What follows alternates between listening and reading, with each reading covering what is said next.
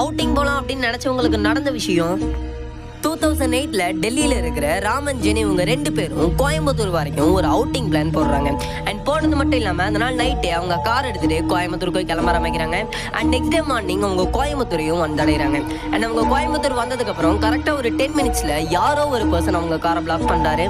So Ramu இது யாரா இருக்கும் அப்படின்னு சொல்லி அவரோட காரை விட்டு வெளியே போய் பார்க்குறாரு. அப்பதான் அது அவரோட சைல்ட்ஹுட் ஃப்ரெண்டான யஷ்வந்த் அப்படிங்கிறது ராமுக்கு தெரிய வருது.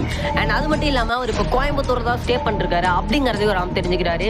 ஸோ உடனே யஷ்வந்த் இன்னைக்கு நைட் நீங்கள் என் வீட்லேயே ஸ்டே பண்ணிக்கலாம் அப்படின்னு சொல்லி யஷ்வந்த் ராமையும் ஜெனியும் அவங்க வீட்டுக்கு கூப்பிட்டு போறாரு. பட் அந்த வீட்டுக்கு போய் பார்த்த ராமுக்கும் ஜெனிக்கும் ஒரு பயத்தோட கலந்த பெரிய ஷாக்கும் காத்துட்டு இருக்கு. அண்ட் இதுக்கான காரணம் என்ன அப்படின்னு பார்த்தீங்கன்னா அந்த வீட்டுக்குள்ள அவங்க பார்த்த விஷயம் அன்கான்சியஸாக இறந்து போயிருக்கிற யஷ்வந்தோட டெட் பாடியை. அண்ட் அது மட்டும் இல்லாமல் இத்தனை நேரம் அவங்க கூட பேசி அவங்க வீடு வரைக்கும் கூப்பிட்டு வந்த யஷ்வந்த் இப்போ அவங்க கூட இல்லை.